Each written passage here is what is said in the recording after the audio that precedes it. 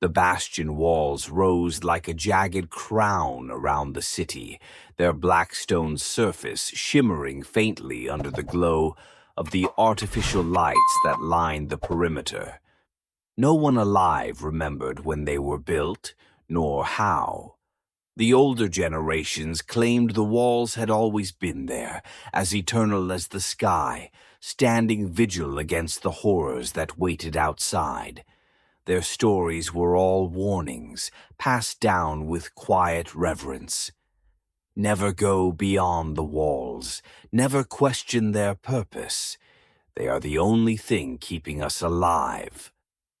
For Cara Delran, the walls were a part of life she'd never had the luxury to question. As a mechanic, her days were consumed by the endless grind of keeping the city's decrepit energy systems running. The Bastion's generators were ancient machines, humming with an energy she could feel in her teeth when she worked too close for too long. Their upkeep wasn't glamorous, but it was essential. The walls relied on the power they generated. Without it, the defenses would fail, and then, well, no one dared to discuss what would happen then. Cara wiped the grease from her hands onto her jumpsuit as she finished recalibrating a faulty stabilizer coil. The air in the generator bay was stifling, thick with the metallic tang of ozone. She glanced at her reflection in the polished steel panel beside her. A pale face streaked with grime, framed by auburn hair tied back in a practical braid. She looked tired, but then everyone in the Bastion was tired. Life inside the walls didn't allow for much else. A sharp whistle pulled her from her thoughts. She turned to see Levon, her brother, leaning casually against the doorway. His dark eyes gleamed with mischief, a stark contrast to the grim resignation that seemed to weigh on everyone else. "You've been at it all day," he said, pushing off the wall and walking toward her. "Come on, Cara, take a break. I've got something to show you." Cara frowned, setting down her tools. "Levon, if this is another one of your schemes—" "It's not a scheme," he interrupted, raising his hands defensively. "It's a revelation. You'll want to see this. Trust me." She didn't trust him, not entirely. Levon had always been a firebrand, questioning the rules, pushing boundaries. It was dangerous, especially with the Watchers always listening. But he was her brother, and despite her better judgment, she followed him. They wound their way through the dimly lit corridors of the lower levels, past rooms filled with humming machinery and the occasional hiss of steam. Levon led her to an unused storage room, its door slightly ajar. Inside, a group of people sat in a loose circle, their faces lit by the dim glow of a portable lamp. Cara recognized a few of them, factory workers, ration distributors, but she had never seen them together like this. Their expressions were tense, expectant. "Cara," Levon said, gesturing for her to join them, "this is important." She crossed her arms, uneasy.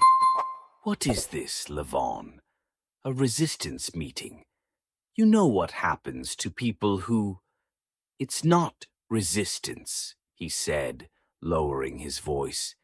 "It's about the truth, about the walls." At that, a murmur rippled through the group. Levon reached into his pocket and pulled out a small object, holding it up for everyone to see. It was a fragment of blackstone chipped from the wall itself. Cara's stomach tightened. "Do you know what this is?" Levon asked. "It's a piece of the wall. I pried it loose from a section near the old industrial district." "You what?" Cara hissed, horrified. "Levon, if the Watchers find out—" "They won't," he said firmly. Listen to me, Kara. When I broke it off, something happened. Look, he held the fragment closer to the lamp, and Kara saw it, thick green fluid oozing from the stone. It glistened in the light, viscous and alien, and as it dripped onto the floor, it hissed and smoked, leaving a faint scorch mark. A sickly sweet odor filled the room. "This is what's inside the walls," Levon said. "They're not just stone. They're alive, or connected to something that is." Kara stared at the fragment, a cold knot of fear forming in her chest. "That doesn't prove anything," she said, her voice shaking. "Maybe it's some kind of sealant or residue from the construction." "You don't believe that," Levon said quietly. "None of us do. The stories we've been told, they don't add up. The walls weren't built to keep something out. They were built to keep us in." The room fell silent. Kara felt the weight of their stares, the unspoken hope in their eyes. They wanted her to agree, to validate their suspicions. But all she could think about was the green fluid, the way it seemed to pulse as though alive. She wanted to tell them to stop, to leave the walls alone, but the words caught in her throat. "Think about it, Kara," Levon said. "All our lives we've lived in fear of what's outside, but no one's ever seen these creatures.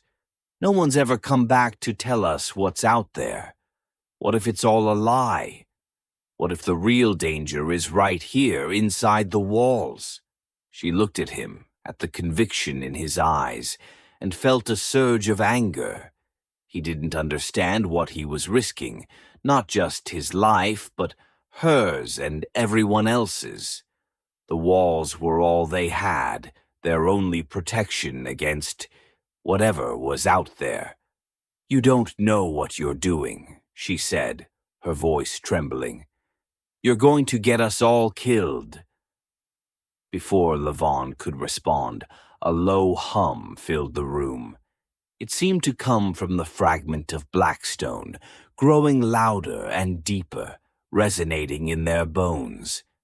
The group exchanged uneasy glances, and Kara's fear turned to dread. "Put it away," she said sharply.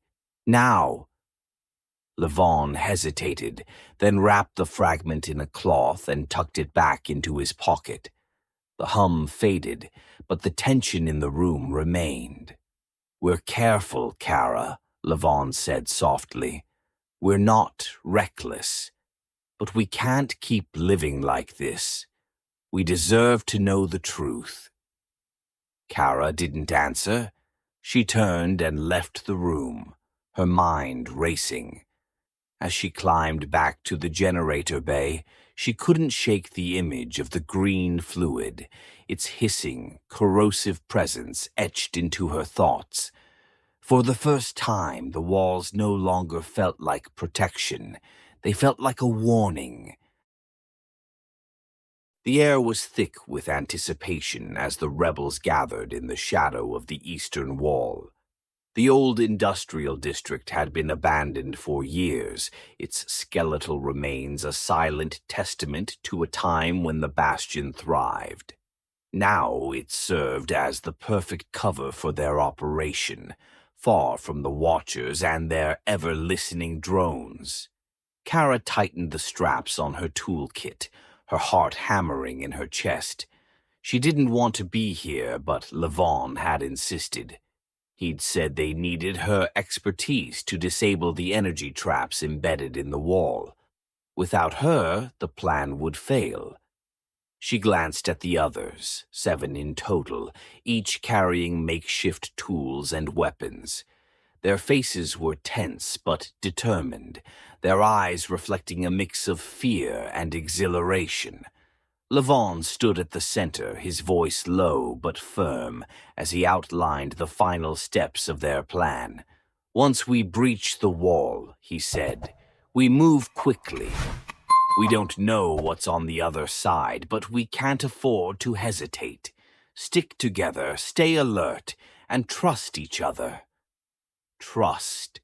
The word felt hollow to Kara as she eyed the jagged, faintly glowing surface of the wall. Even now, its low hum seemed to vibrate through her skull, a constant reminder of its unnatural presence. She had spent years repairing the systems that powered it, and yet she knew nothing about how it truly worked or what it was hiding. "Are you sure this is worth it?" she asked, her voice barely above a whisper. Levon turned to her, his expression softening. "I know you're scared, Kara.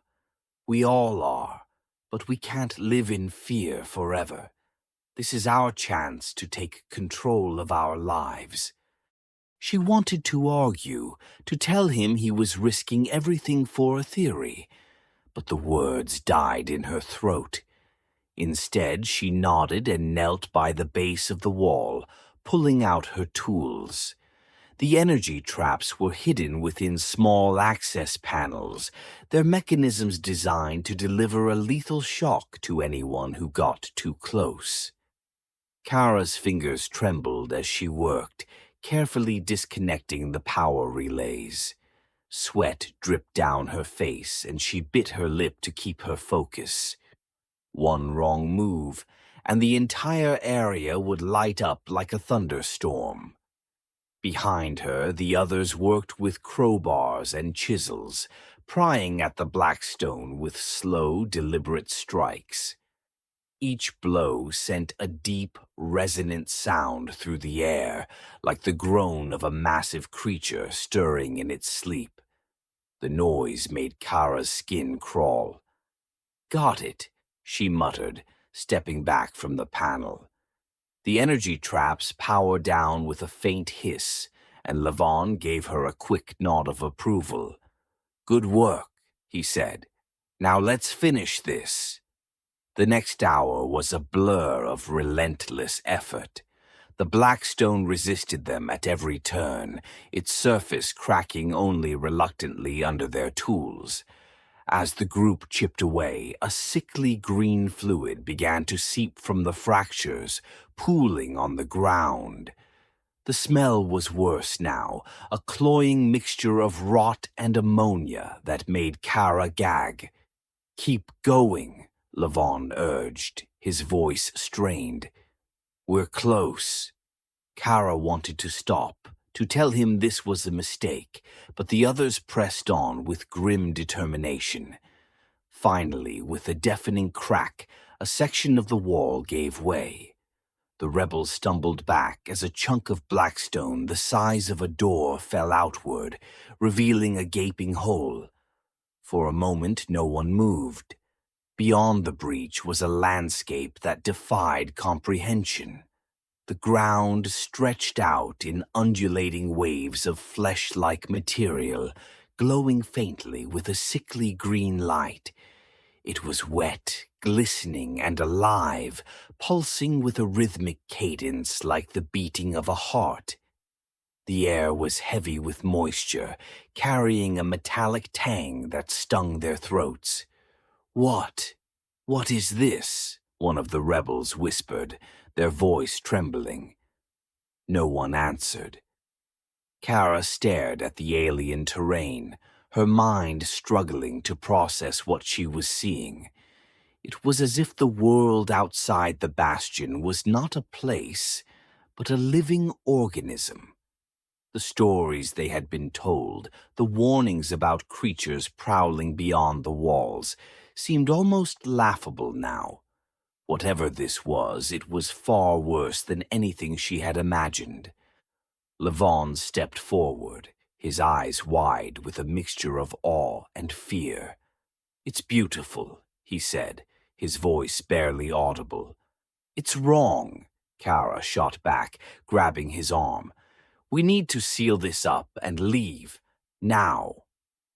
Before he could respond, a low, guttural sound rumbled through the air.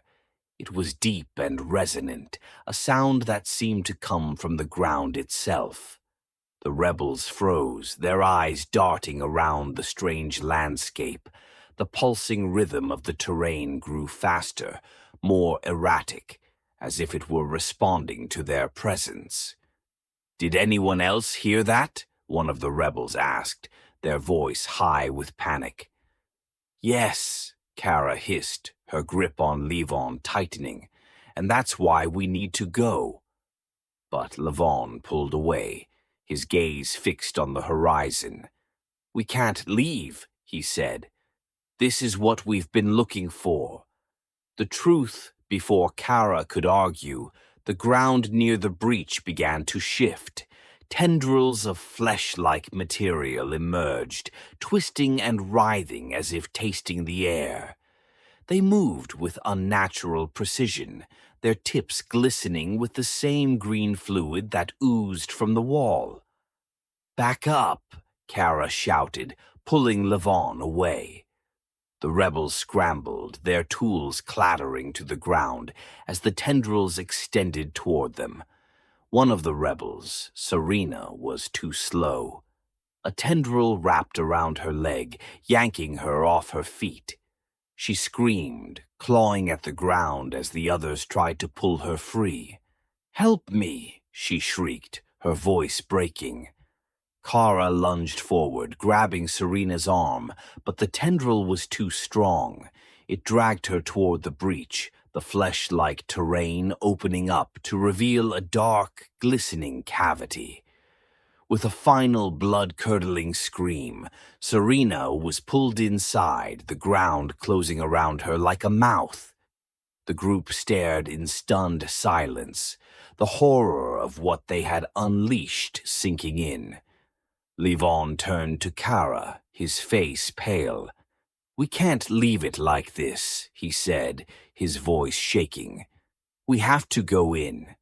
Kara looked at him, her eyes filled with fury and fear. "Are you insane? Did you not see what just happened?" "If we don't find out what this is," he said, his voice rising, "we'll never understand what we're up against." Kara's instincts screamed at her to run, to leave this madness behind. But as she looked at the breach, at the writhing tendrils and the alien landscape beyond, she realized there was no turning back. The walls had been breached, and whatever lay beyond was no longer content to stay outside. The air outside the breach was thick and humid, clinging to their skin like a damp veil. Each breath tasted metallic, laced with an acrid undertone that burned the back of their throats. Kara adjusted the straps of her pack, trying to ignore the trembling in her hands. The alien terrain stretched endlessly before them, a pulsating, organic expanse that seemed to shift and breathe with its own unsettling rhythm. The group moved cautiously, their boots sinking slightly into the spongy surface. Every step was accompanied by a faint squelch, as if the ground itself was alive. No one spoke as they pushed further into the alien world. The shock of Serena's death hung over them like a storm cloud, and every sound, a faint squish, a distant rumble, made them flinch. Kara stayed close to Levon, her eyes scanning the horizon for any sign of danger. She couldn't shake the feeling that they were being watched. The undulating landscape seemed to ripple in response to their movements, as though the ground itself was aware of their presence. The first signs of the structures appeared after they had walked for what felt like hours. Towering, rib-like formations rose from the fleshy ground, their surfaces smooth and glistening as if freshly polished. They curved upward into the hazy green sky, casting long, distorted shadows. Kara reached out to touch one but stopped short when she noticed faint grooves etched into its surface, grooves that looked disturbingly like claw marks. Keep moving, Levon said, his voice tight. He hadn't spoken much since the breach, his usual bravado replaced by a grim determination.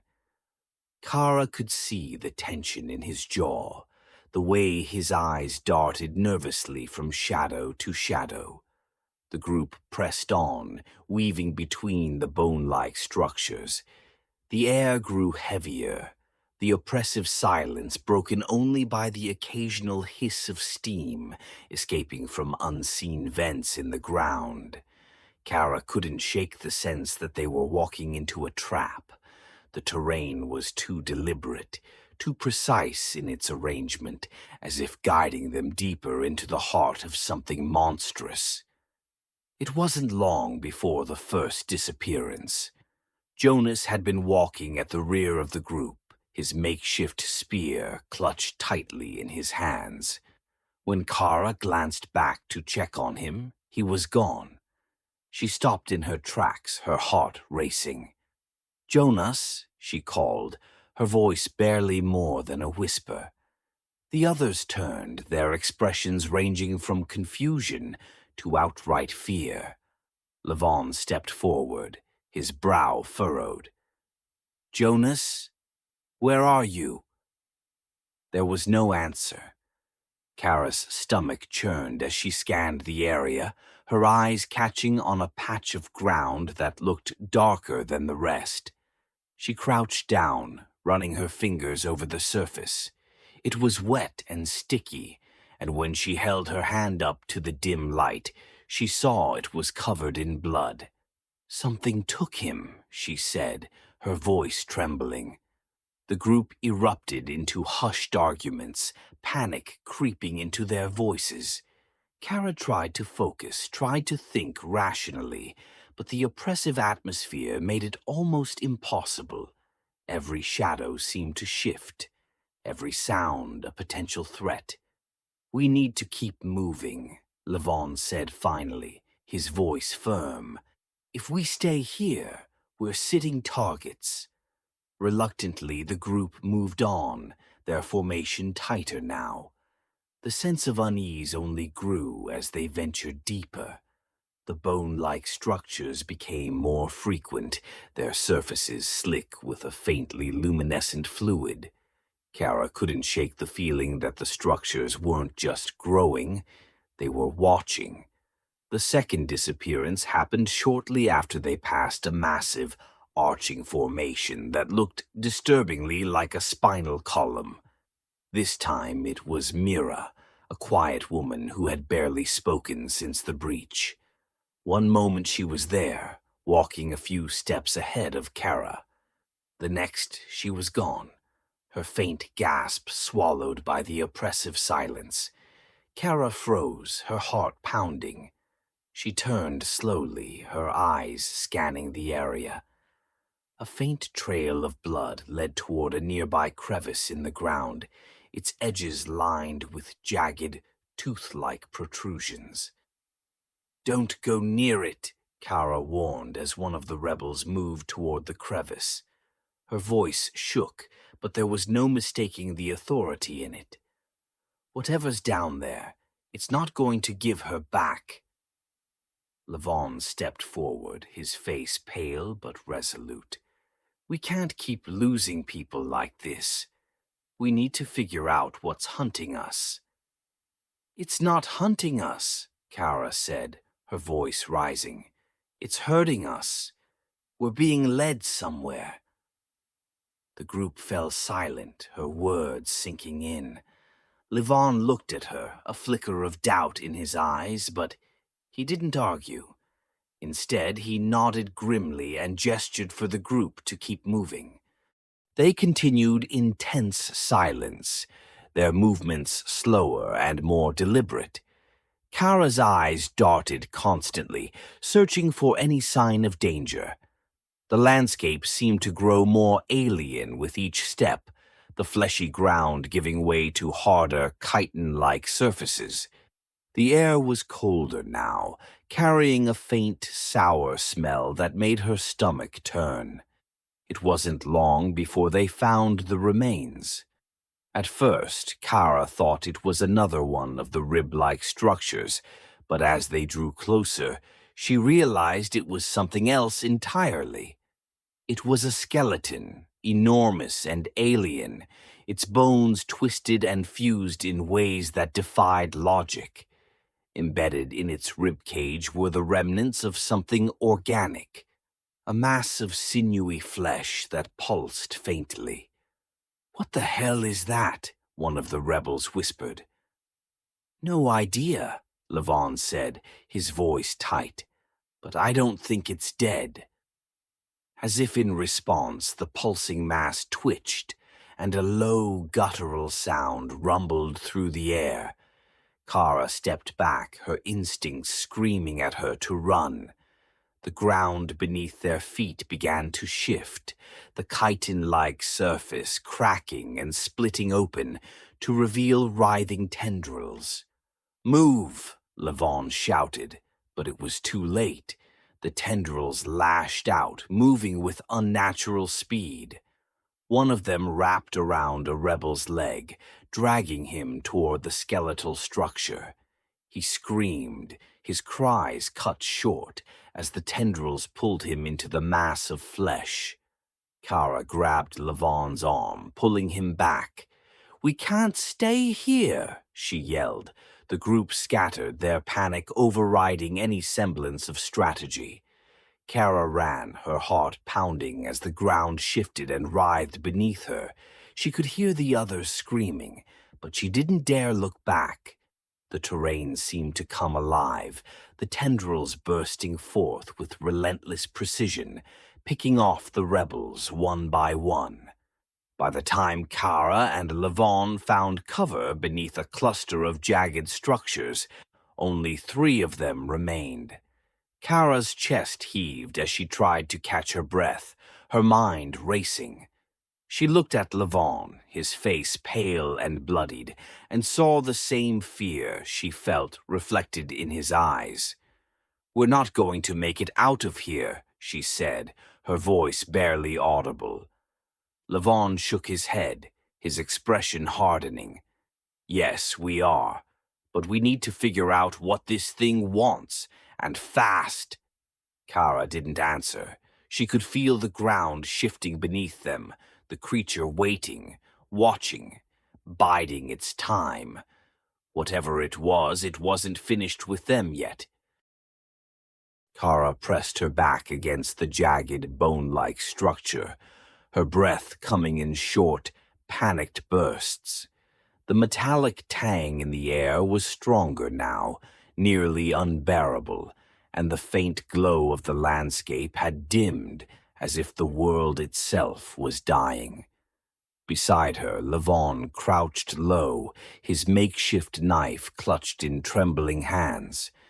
Their third companion was gone, dragged screaming into the shifting, pulsating ground. Kara didn't even know his name. It didn't matter. Nothing mattered except surviving, but even that felt like a distant hope. The terrain around them pulsed with a slow, deliberate rhythm, like a great beast breathing. The ground squelched and flexed beneath their feet, and every shadow seemed to ripple with life. Kara could feel it now, the presence that had been stalking them since the breach.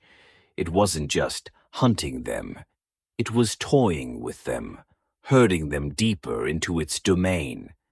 "This thing, it's everywhere," Kara whispered, her voice barely audible over the wet, rhythmic sounds of the landscape. "It's not a creature. It's the entire environment." Levon didn't respond. His face was pale, his lips pressed into a thin line. She could see the conflict in his eyes, the guilt, the fear, the stubborn determination to justify what he had unleashed. Kara wanted to scream at him, to tell him this was all his fault, but there was no time for blame. There was only time for running or dying. "We need to move," Levon said finally, his voice hoarse. "If we stay here, It'll find us. It already has, Kara muttered, but she pushed herself to her feet, clutching the jagged piece of metal she had scavenged earlier. It was a pitiful weapon, but it was all she had. Together they pressed forward, the terrain growing more alien and oppressive with every step. The fleshy, chitinous ground gave way to something harder, smoother, dark, glassy surfaces that reflected their distorted forms in grotesque detail. The rib-like structures arched higher here, forming a skeletal canopy overhead. The faint green glow of the sky was all but gone, replaced by a dim bioluminescence that emanated from the ground itself. And then they saw it. The cavity in the terrain was enormous, a yawning chasm that pulsed with sickly green light. Its edges were lined with jagged, tooth-like protrusions, and within its depths, a massive, undulating mass of sinew and bone, churned with grotesque, deliberate movements. Tendrils snaked out from the mass, writhing and twitching as if searching for prey. Embedded within the churning flesh were shapes, human shapes, their faces frozen in expressions of agony. Kara's stomach churned as she recognized one of them. Jonas. His features were distorted, half melded with the alien tissue, his eyes wide and unseeing. "Oh, God," Kara whispered, her knees threatening to give out beneath her. Levon stared at the mass, his face a mask of horror and fascination. "It's feeding," he said, his voice barely above a whisper. "That's why the walls were built. Not to keep something out, but to keep it contained. It's been growing, consuming, waiting." "For what?" Kara snapped, her voice trembling with a mix of fear and fury. "For us to be stupid enough to let it out." Levon didn't answer.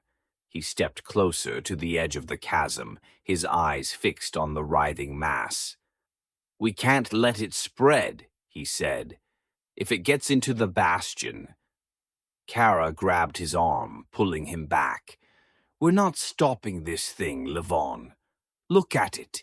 It's already won. We need to find a way out before it takes us too." Levon shook his head, his jaw tightening. "If we leave, it'll keep spreading. The Bastion won't stand a chance. We have to destroy it." "With what?" Kara demanded. "We don't have weapons. We don't have anything."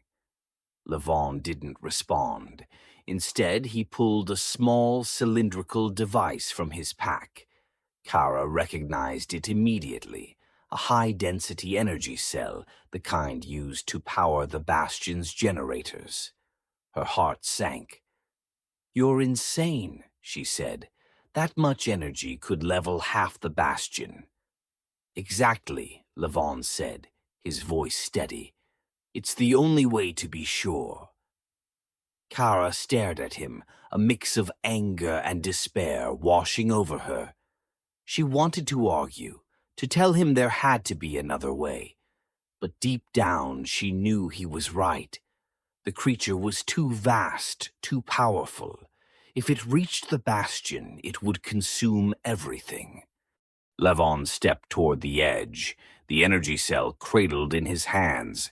The tendrils seemed to sense him, writhing and twitching as they reached out to meet him. Kara's breath caught as one of them lashed toward him, but he dodged it with surprising agility, tossing the energy cell into the chasm. The reaction was immediate. The ground convulsed, a deafening roar shaking the air as the energy cell detonated. The chasm erupted in a blinding flash of green light, the shockwave knocking Kara off her feet.